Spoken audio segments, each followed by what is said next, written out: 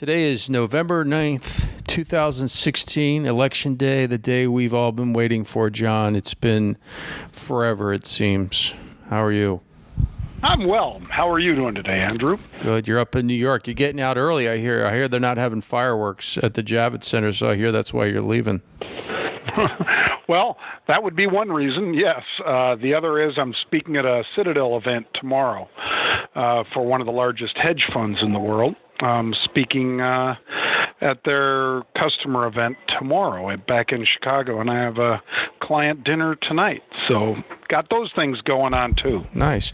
I went over to the VIX pit today, as you know. We do this every day for the Sonar Report.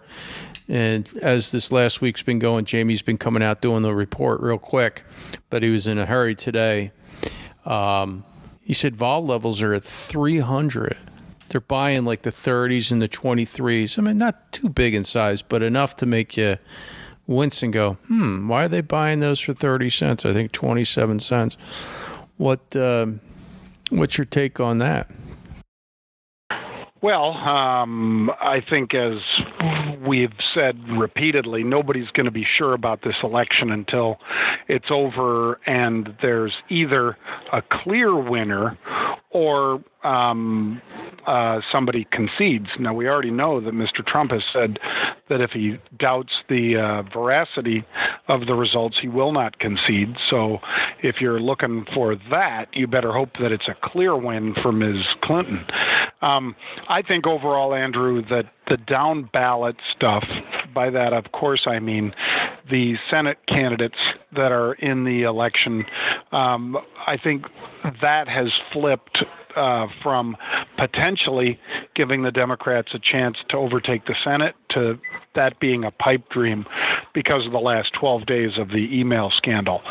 And even though Mr. Comey cleared Ms. Clinton on Sunday afternoon, or at least said he wouldn't charge her, I think the damage was done to the Democrat chances in the Senate. And I think what that means is, long-winded explanation, I know, but is that we're going to have a locked-up government again, which is exactly what we've had for the last 6 years, because the first 2 years the president had a majority of both houses of Congress. Then he lost it, and for the last 6 years there has not been a Democratic majority in either the House or Senate. And I think that this is likely to remain the case. And thus, neither Ms. Clinton or the Republican candidate, Mr. Trump, will have the support of Congress, and thus a block to anything going forward. All right. Granted, everybody's laid that out. But I'm thinking with this is everybody's like, Clinton, good, market goes up. Trump, bad, market goes down. Everybody's saying the same exact thing. Do you think that tomorrow morning, or couple scenarios. One, other than a clear win, let's say maybe some uncertainty, or even if there is, this is already baked into the price. I don't trust it. I don't trust that it's not that easy. Let's put it that way when it comes down to it. Well, what we know so far is that there's a lack of turnout in certain areas where Ms. Clinton really needed the turnout in a state like North Carolina. Now, if you don't, by the way, there's only 2 states, Andrew, that are not winner take all, I think. Most states are winner take all as far as the electoral vote. So that's another issue that should be addressed at some point, but it won't be addressed this election. I think overall you could get a locked up election. That is a distinct possibility depending how close this one is. And it certainly seems from my vantage that it could be that close. And we will have to see if it remains that close into the late hours of this evening. So then what happens to the VIX? Explodes. Those 30-cent options won't be 30 cents anymore. My exactly. guess. No, in that scenario, there would be a pretty significant issue facing the country not having a president again. We know what happened when that was Gore versus Bush. We'll have to see if we get a repeat of that. I'm not calling for it, but it certainly is, the potential would exist for that. Yeah, I remember that. I was on a plane going to Bali. It was a great trip. I digress. Okay, so what's hitting your radar today? Kansas City Southern, KSU. And the reason here is strong buying of the December calls. Normal activity in here, Andrew, is about 600 contracts a day on the call side. And today we see, I think, over 4 or 4,500 of those changing hands. The stock topped out at 102 back in August. Looks like it wants to make another surge to that level. It's, beneath 93 now. It's just over $92 a share. Somebody's making a bet that it goes, fairly significantly higher in the short term. These are December 95 calls. I bought them.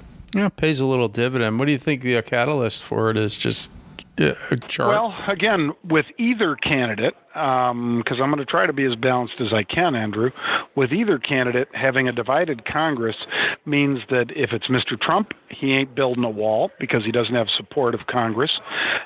Because unless he was swept into power, I don't think the Republicans in Congress get behind him. And if it's Ms. Clinton, she has a divided Congress also. So in either case, I don't think it's bad for Mexico. Half of their business, 48% of Kansas City Southern's business is Mexico, because they are the railroad that goes back and forth down into Mexico from the center of the country. So that's good for them, and I think this is a bet on exactly that. Okay, I like it. I like the chart on it. So 92 to 102, maybe, who knows?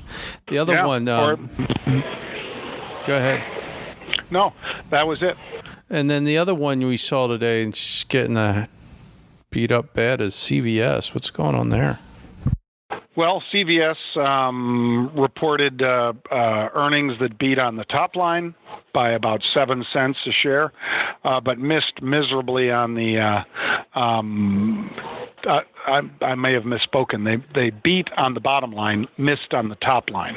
And in other words, if you miss on revenue, they're pretty merciless. And they also cut full year guidance. Again, they're going to be pretty merciless when you do that. So with it down here, Andrew, as far as it has fallen, CVS is down to 72.55. I think it represents an interesting play for people that have some dry powder, risk capital to put into the markets. You're picking it up $3 off the 52-week low, and gosh, let's call it $33, $34 off the 52-week high. I like my odds for a company that has a PE of 15, a forward PE of less than that.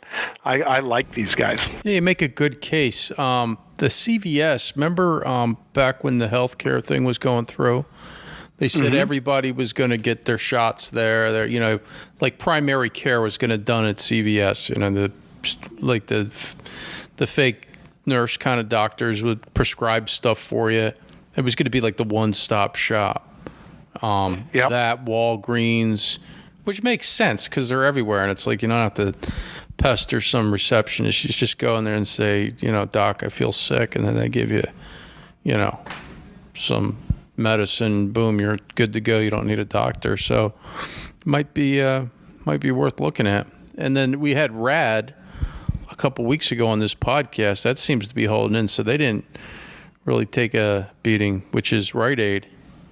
Yeah, Rite Aid, and that's going to be something with Walgreens Boots, WBA, Walgreens Boots Alliance, WBA. So of these, I'm getting a real value, I think, with the CVS more than I am with Walgreens Boots and RAD. So I like the CVS trade a lot. So I'm putting on some trades for that. I might go long on that. I might go like maybe do the leaps or something. Maybe go something long. I don't have to think about it. I'll be in call spreads, but I don't blame you for going leaps. How sure are you going to? Oh, I just call them leaps because I'm old school. I mean longer stuff. A leap could be next month. What? How far are you going to go out on this? I'll probably go out into January and try to pick up some spreads. Yeah, a couple months. And probably pick. How close to the money? At the money. At the money. I'll probably try to buy the 72.50s and sell the 75s or something like that. All right, sounds like a good strategy. All right. So you're disappointed you could be flying out watching all the fireworks going off at the Javits Center tonight? No interest at all. Just, even if they were Trump's or hers, no interest at all. You just want to get back. And it's going to be a nightmare being in Manhattan tonight. Oh my God, I didn't think about that. Yeah, because both candidates are there. You can't move around. Now you're over in New Jersey right now. In New Jersey, and I'm heading back up to White Plains. I'll fly out private back home to with a couple friends, and then, like I say, hit a client dinner later. So when are we doing the podcast on the plane, man? So when is that going to happen? We'd have to do it by Skype. What do you mean? I go with you on the plane, and we do it from the plane. It'll just be a little background noise. That's like doing. I'll check with the pilot. I don't know if you're cleared. We'll call that podcast Wheels Up. All right. I don't fly them, but okay. I know.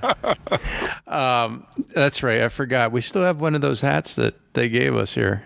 It's getting cold. It's getting cold. I've got some Jet Smarter gear and some Wheels Up gear. They're all good, folks. Maybe we'll start giving away as swag for the contest. Oh, by the way, I bought a Cubs T-shirt today. They were selling them for $10 a piece. I said 2 for $15. The guy said, "All right," so I bought one for me and my son. Sweatshirt? Did you say? Nah, they're just T-shirts. T-shirts, yeah. I was going to say a sweatshirt. Man, you stole that thing. Nah. That's fine. I'm in T-shirt. But see how prices of things jump? Well, World Series gears, it's going down. There's no market for it anymore. It's a bunch of Irish guys selling this stuff on the street corner. Anyway, just like any other market, there's a time when it's hot and you need to sell it and you need to sell into it, and then there's a time you put up a bid and maybe you'll get hit on it. All right. Exactly. Well, always good advice. Take some profits when you got them. All right, man. We'll see you tomorrow.